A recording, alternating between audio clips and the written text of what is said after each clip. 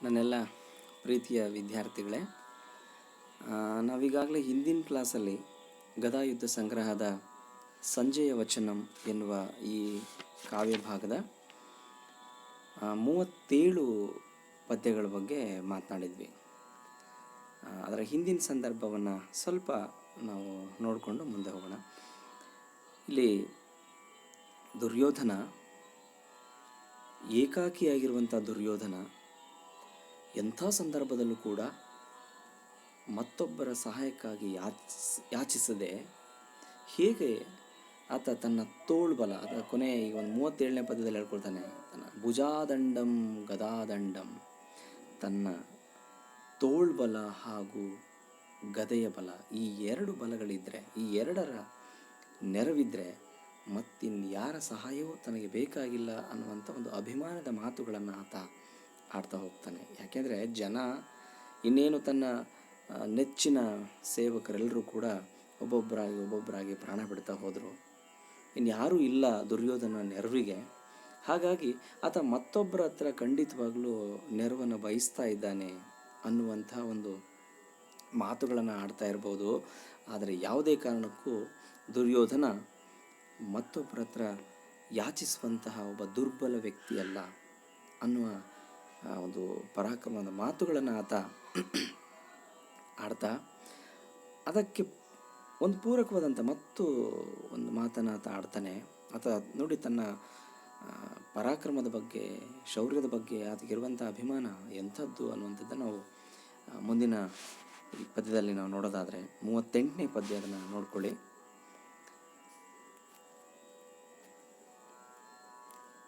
ಮದವತ್ಕರಿಗಳ ಬಿದುವಂ ವಿದಾರಣಂಗೆಯ್ದು ಕೊಲ್ವ ಕಂಠೀರವಕಂ ಕದನದೋಳ್ ಅರಿನೃಪರಂ ಕೋಪದೆ ಕೊಲ್ವ ಎನಗಂ ಸಹಾಯರೆಂಬರುಂ ಒಳರೆ. ಎಷ್ಟು ಅದ್ಭುತವಾಗಿ ಆತ ಹೇಳ್ತಾನೆ ನೋಡಿ ದುರ್ಯೋಧನ.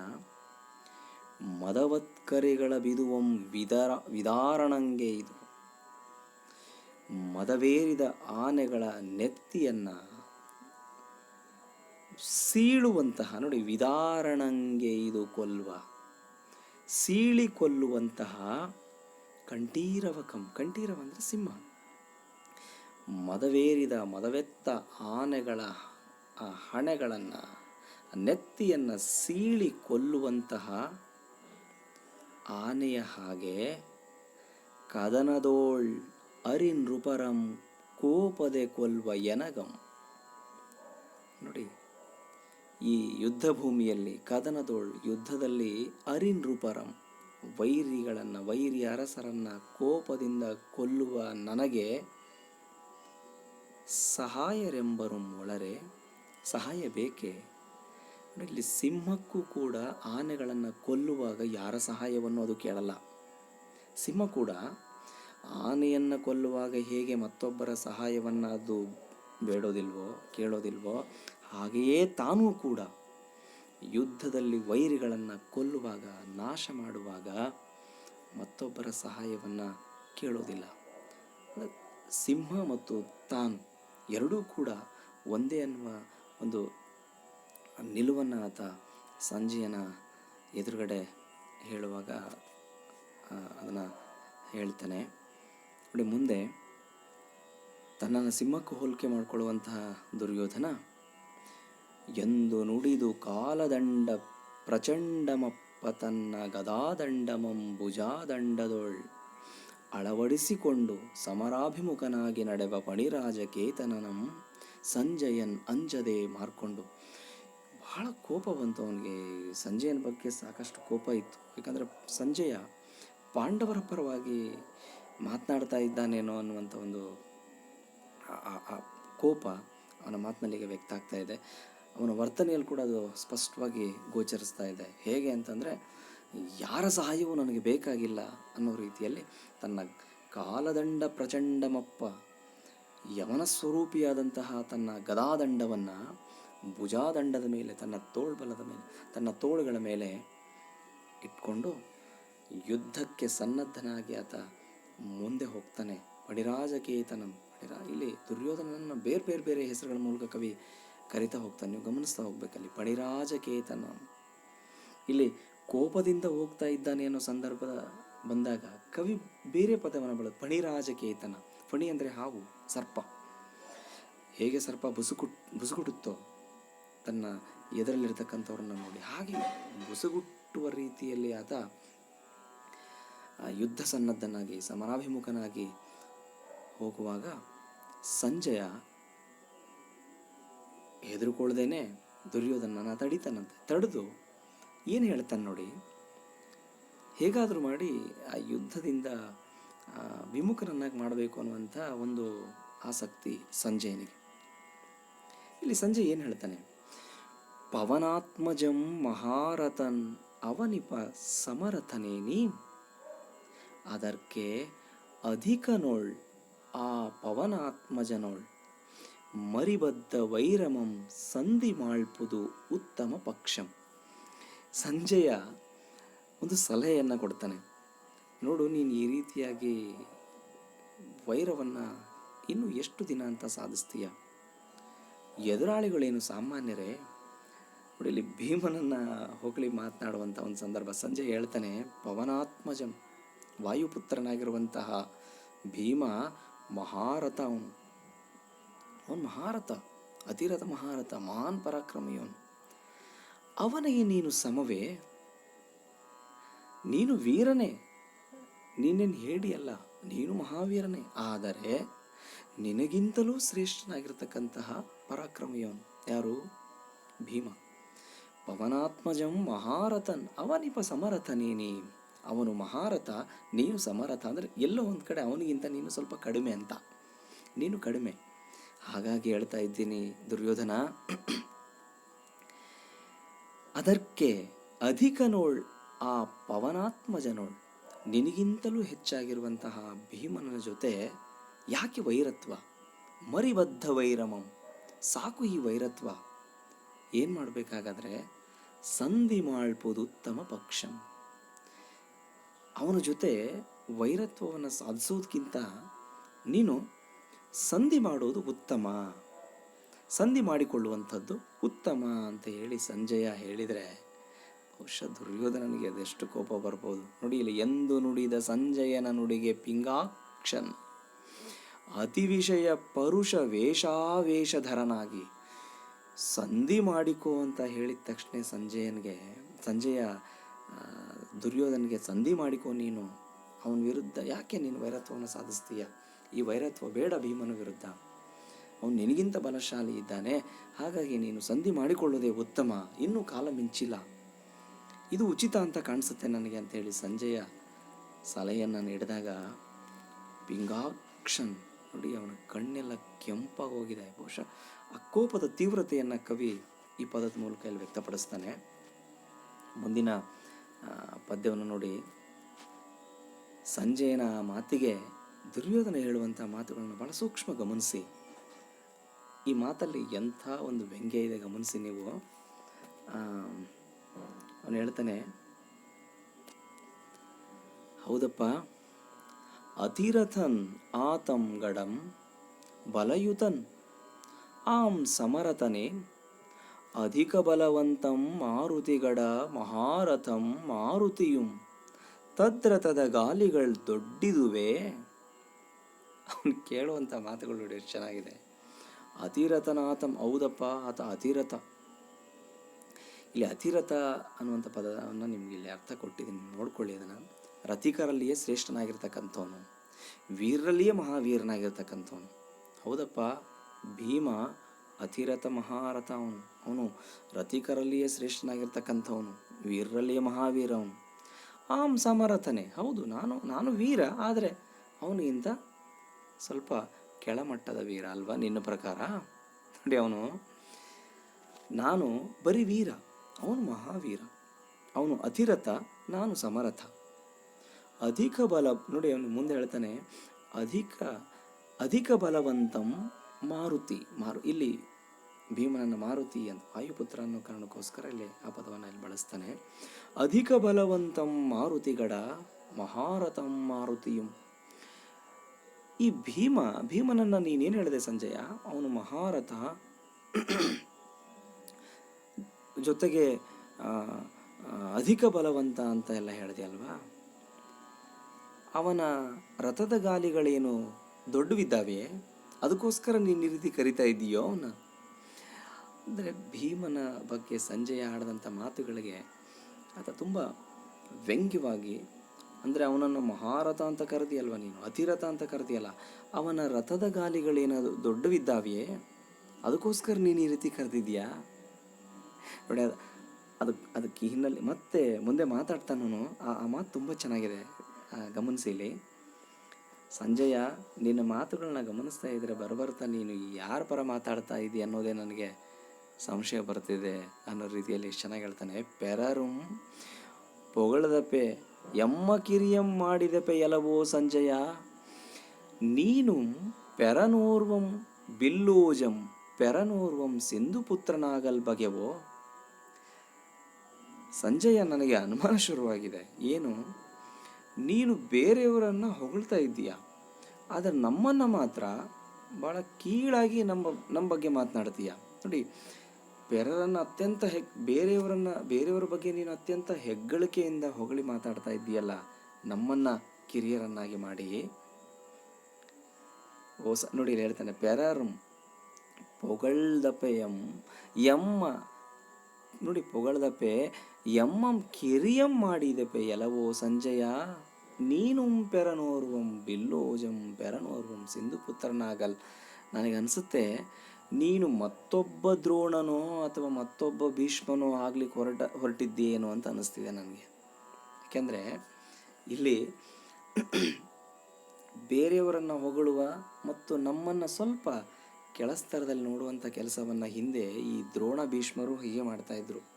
ದ್ರೋಣ ಭೀಷ್ಮರು ಕೂಡ ನಿನ್ನ ರೀತಿಯಲ್ಲೇ ಮಾತನಾಡ್ತಾ ಇದ್ರು. ಪಾಂಡವರು ಅತಿರಥರು, ಮಹಾಬಲರು, ಎಲ್ಲ ಒಂದು ಕಡೆ ನನಗೆ ಎದುರಾಗಿ ಅವರನ್ನು ಅತ್ಯಂತ ಎತ್ತರದ ಸ್ಥಾನದಲ್ಲಿ ಇಟ್ಟೆ ಮಾತನಾಡ್ತಾ ಇದ್ರು. ಅದೇ ರೀತಿಯಲ್ಲಿ ಮಾತನಾಡ್ತಾ ಇದೆಯಲ್ಲ ಸಂಜಯ ನೀನು, ಬಹುಶಃ ನೀನು ಕೂಡ ಇನ್ನೊಬ್ಬ ದ್ರೋಣ ಭೀಷ್ಮ ಆಗಲಿಕ್ಕೆ ಹೊರಟಿದ್ದೀಯೇನೋ ಅಂತ ಅನ್ನಿಸ್ಲಿಕ್ಕೆ ಶುರುವಾಗಿದೆ ನನಗೆ ಅಂತ ಹೇಳುವಾಗ, ಎಂದರಸನವಂಗೆ ವಿರಸಮಾಗಿ ಪರುಷಮಂ ನುಡಿಯೇ ಸಂಜೆ, ಈ ರೀತಿಯಾಗಿ ಕೋಪದಿಂದ ಮಾತನಾಡ್ತಾನೋ, ನೀನು ಇನ್ನೊಬ್ಬ ಭೀಷ್ಮನೋ ಅಥವಾ ಇನ್ನೊಬ್ಬ ದ್ರೋಣನೋ ಆಗಲಿಕ್ಕೆ ಹೊರಟಿದ್ದು ಯಾವ ರೀತಿಯಲ್ಲೇ ಮಾತನಾಡ್ತಾ ಇದೆಯಲ್ಲ ನೀನು ಅನ್ನುವಾಗ, ಸಂಜಯನ್ ಅಂಜಿ ಅವನಿಗೆ ಸ್ವಲ್ಪ ಭಯ ಆಯಿತು. ತುಂಬ ಕೋಪದಿಂದಲೇ ದುರ್ಯೋಧನ ಮಾತನಾಡ್ತಾ ಇರುವಾಗ ಅವನು ಅಂದ್ಕೊಳ್ತಾನೆ ಮನಸ್ಸಲ್ಲಿ, ಇದನ್ನು ನೇರವಾಗಿ ಹೇಳೋದಿಲ್ಲ ಅವನು, ಈ ಎನಿತು ಎನಿತಂ ಕಲಿಸಿದೊಡಂತೆ ನೋಡಿ, ಎನಿತು ಎನಿತಂ ಕಲಿಸಿದೊಡಂತೂ ಅನಿತನಿತು ನಿಜ ಸ್ವಭಾವಮಕ್ಕುಂ ನೃಪನಂದನನಂತು ಮಂತು ಕರ್ಕಶತನವ ಅಂತಶೂನ್ಯಮಕ್ಕುಂ ಉನ್ನತ ವಂಶಂ. ಇಲ್ಲಿ ಗಮನಿಸಿ ಎಷ್ಟು ಚೆನ್ನಾಗಿ ಆತ ಪರಿಭಾವಿಸ್ಕೊಳ್ತಾನೆ ಈ ದುರ್ಯೋಧನ ಬಗ್ಗೆ ಸಂಜಯ ಅಂತಂದರೆ, ಕರ್ಕಶತನವ, ಈ ದುರ್ಯೋಧನ ಇದ್ದಾನಲ್ಲ ದೃಢಕಾಯ, ಭಾಳ ಕಠಿಣವಾದಂತಹ ಕಾಯವನ್ನು ಹೊಂದಿರತಕ್ಕಂಥವನು. ಆದರೆ ಏನು ಮಾಡೋದು, ಆದರೆ ಒಳಗಡೆ ಏನೂ ಸತ್ವ ಇಲ್ಲ, ಒಳಗಡೆ ಏನೂ ಸತ್ವ ಇಲ್ಲ. ಅಲ್ಲಿ ಹೇಳ್ತಾನೆ ನೋಡಿ, ಅಂತಃಶೂನ್ಯಂ, ಒಳಗಡೆ ಯಾವುದೇ ರೀತಿಯ ಸತ್ವ ಇಲ್ಲದಂತಹ ಅಂತಃಶೂನ್ಯನವನು, ಆದರೆ ಉನ್ನತ ವಂಶದವನು. ಅಂದರೆ ಇಷ್ಟೆಲ್ಲವನ್ನೂ ಒಳಗೊಂಡಿದ್ರೂ ಕೂಡ ನೋಡಿ, ಕಠಿಣವಾದಂಥ ದೇಹವನ್ನು, ಕಾಯವನ್ನು ಹೊಂದಿದ್ರೂ ಕೂಡ, ದೃಢಕಾಯನಾಗಿದ್ದರೂ ಕೂಡ, ಆದರೆ ಒಳಗಡೆ ಆತನಿಗೆ ಸತ್ವ ಇಲ್ಲ. ಉನ್ನತ ವಂಶದಲ್ಲಿ ಹುಟ್ಟಿದ್ದಾನೆ, ಅದು ಒಂದೇ ಕಾರಣಕ್ಕೋಸ್ಕರ ಆತ ಈ ಗೌರವಕ್ಕೆ ಪಾತ್ರನಾಗಿದ್ದಾನೆ, ಪರಾಕ್ರಮಕ್ಕೆ ಪಾತ್ರನಾಗಿದ್ದಾನೆ. ಆದರೆ ಈ ಗುಣವನ್ನು ಕುರಿತಾಗಿ ಹೇಳ್ತಾರೆ, ಏನೀತೆನೀತು ಕಲಿಸಿದೊಡಂ ಅನಿತನಿತು ನಿಜ ಸ್ವಭಾವಮಕ್ಕೂ. ಆದರೆ ಏನು ಮಾಡೋದು, ಉನ್ನತ ವಂಶದಲ್ಲಿ ಹುಟ್ಟಿದ್ರೂ ಅಷ್ಟೇ, ದೃಢಕಾಯನಾಗಿದ್ದರೂ ಅಷ್ಟೇ, ಆದರೆ ಒಂದು ಮೂಲ ಸ್ವಭಾವ ಅಂತ ಇರುತ್ತಲ್ಲ, ಮೂಲ ಸ್ವಭಾವ ನಿಜ ಸ್ವಭಾವ ಮಕ್ಕಂ, ಇದು ಯಾವತ್ತೂ ಹೋಗೋದೇ ಇಲ್ಲ. ಎಷ್ಟೇ ತಿಳಿ ಹೇಳಿದರೂ, ಎಷ್ಟೇ ಬುದ್ಧಿವಾದ ಹೇಳಿದರೂ ಕೂಡ ಕೆಲವರು ಸ್ವಭಾವ ಬದಲಾಗೋದೇ ಇಲ್ಲ. ನಾವು ಆಡು ಭಾಷೆಯಲ್ಲಿ ಸಹಜವಾಗಿ ಮಾತನಾಡೋಕೆ ಹುಟ್ಟು ಗುಣ ಸುಟ್ಟರು ಹೋಗೋದಿಲ್ಲ ಅಂತ. ಬಹುಶಃ ದುರ್ಯೋಧನನ ಬಗ್ಗೆ ಸಂಜಯನಿಗೆ ಹಾಗನ್ಸುತ್ತೆ. ಅಂದರೆ ಈ ದುರ್ಯೋಧನ ಇದ್ದಾನಲ್ಲ, ಎಷ್ಟೇ ದೃಢಕಾಯನಾದರೂ ಕೂಡ ಇವನಿಗೊಂದು ವಿವೇಚನೆ ಕಡಿಮೆ, ಒಂದು ಅಂತಃಸತ್ವ ಅನ್ನೋದೇ ಇಲ್ವಾ ಇವನಿಗೆ. ಇವನೊಂದು ಇವನಲ್ಲಿ ಅಂಥ ಸತ್ವಶಾಲಿಯಾದಂಥ ಗುಣಗಳೇ ಇಲ್ವಾ ಇವನಲ್ಲಿ. ಏನು ಮಾಡೋದು, ಇವನೆಂಥ ಉನ್ನತವಾದಂಥ ವಂಶದಲ್ಲಿ ಹುಟ್ಟಿದರೂ ಕೂಡ ಇವನ ಸ್ವಭಾವ ಬದಲಾಗದೇ ಇರುವಂಥದ್ದು. ಹಾಗಾಗಿ ಎನೀತನೀತಂ ಕಲಿಸಿದೊಡಂ, ಎಷ್ಟೇ ಬುದ್ಧಿವಾದ ಹೇಳಿದರು, ತಿಳಿ ಹೇಳಿದರೂ ಕೂಡ ಇವನ ಸ್ವಭಾವ ಬದಲಾಗಲಿಕ್ಕೆ ಸಾಧ್ಯನೇ ಇಲ್ಲ ಅಂಥೇಳಿ ಮನಸ್ಸಲ್ಲಿ ಅಂದ್ಕೊಳ್ತಾನೆ. ಹಾಗಾಗಿ ಮುಂದುವರೆದ ಸಾಲುಗಳನ್ನ ನೋಡಿ. ಎಂದರಿದು ಮೌನಂ ಸರ್ವಾರ್ಥ ಸಾಧನಂ ಎಂಬುದು ಈತಂಗೆ ಅನುಕೂಲ ವೃತ್ತಿಯು. ಹಾಗಾಗಿ ಇಂಥವನಿಗೆ ಎಷ್ಟು ತಿಳಿ ಹೇಳಿದರು, ಬುದ್ಧಿವಾದ ಹೇಳಿದರೂ ಕೂಡ ಅದು ವ್ಯರ್ಥ. ಹಾಗಾಗಿ ಮೌನವಾಗಿರೋದೇ ಒಳ್ಳೆಯದು. ಮೌನಂ ಸರ್ವಾರ್ಥ ಸಾಧನಂ ಎಂಬುದು ಈತಂಗೆ ಅನುಕೂಲ ವೃತ್ತಿಯಂ. ಇವನ ಹತ್ರ ನಾನು ಮೌನವಾಗಿರೋದೇ ಒಳ್ಳೆಯದು, ಇನ್ನು ಇವನು ಎಷ್ಟು ತಿಳಿ ಹೇಳಿದರೂ ಅಷ್ಟೇ ವ್ಯರ್ಥನೆ ಅಂತ ಭಾವಿಸ್ಕೊಳ್ತಾ, ಸ್ವಚ್ಛಂದಾನುವೃತ್ತಿಯಾಗೆ ನೆಗಳ್ದುದು ಎಂತು ಆರಾಧ್ಯನ ಪ್ರಕೋಪಯೇತ್ ಎಂದು ಮೌನಗೊಂಡು. ಇವನು ಅಲ್ಲ ಎಷ್ಟು ಚೆನ್ನಾಗಿದೆ ನೋಡಿ. ಆರಾಧ್ಯಂ ನ ಪ್ರಕೋಪಯೇತ್. ಯಾರನ್ನ ನಾವು ಹೊಗಳ್ತೀವಿ ಅವರ ಕೋಪವನ್ನು ಹೆಚ್ಚು ಮಾಡಬಾರ್ದು. ಇಲ್ಲಿ